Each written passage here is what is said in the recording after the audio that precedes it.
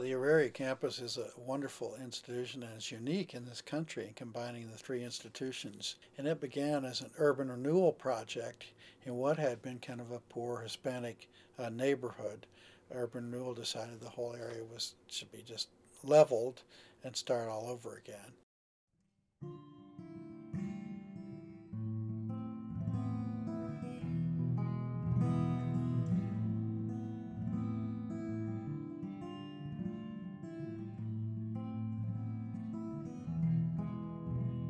I'm an urban designer and an architect, and actually what happened in Auraria 40 years ago influenced me as to what direction I took in my career.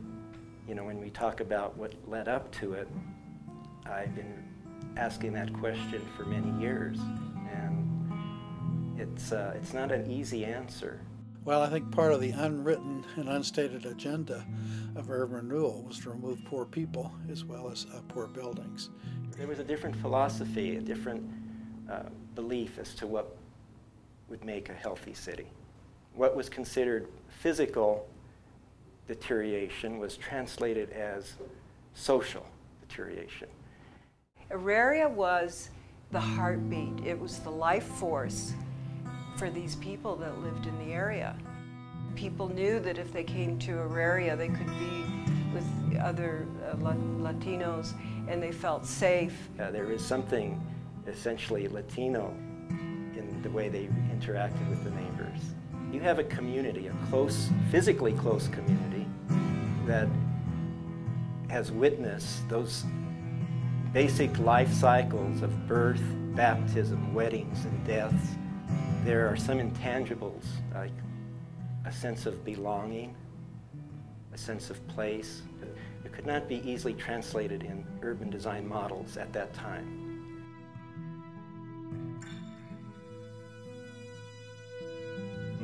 One thing that I always think about is the sacrifices and the extreme conditions that were taking place in 1933 when they bought this house, and why it gives it more meaning as to how it was a home, a very special home. Because in 1933, we had it was a really bad year in the Depression. There was housing shortages. The quality of homes that were available were very bad. The Gonzalez family had 13 members that they had to provide shelter for. In 1933, my grandmother was able to purchase this home, and it was really quite a remarkable achievement at its time, considering she didn't speak English too well. Well, it was Grandpa and Grandma's home. When we came over to visit, we would go upstairs, and Grandma was usually cooking, and we would just sit down and talk and relax. The restaurant really evolved out of who they were as people and serving the community. It wasn't just a restaurant, it was a community, a cultural center. Once you went in there and had your first margarita, had your first chili relleno, saw these cute little kids doing the folklore, Hispanic folklore dance. Once you heard the Spanish guitar, that bridged a huge chasm. If these walls could talk, they'd mention the hundreds or thousands of people that came through here. The very poor people in the Depression who were looking for food and work, and the very rich people in Denver who felt that they could let their hair down and experience what a home was like, because this essentially first was a home.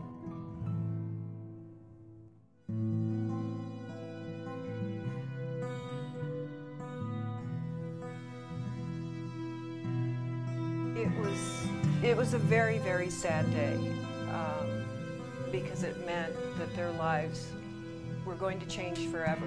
95% of the residents, according to the 1972 poll, stated that those residents wanted to stay here. Dura's movement to relocate or develop their master plans were very abrupt to the community, and I think the scope was too large.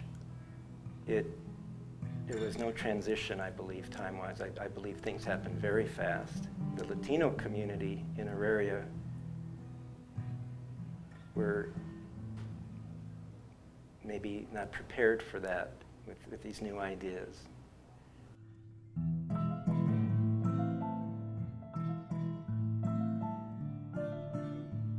Me and my cousin are interested in moving forward with the events that happened 40 years ago and taking it into a positive direction, actually working with the college and the surrounding communities in making bridges to the past.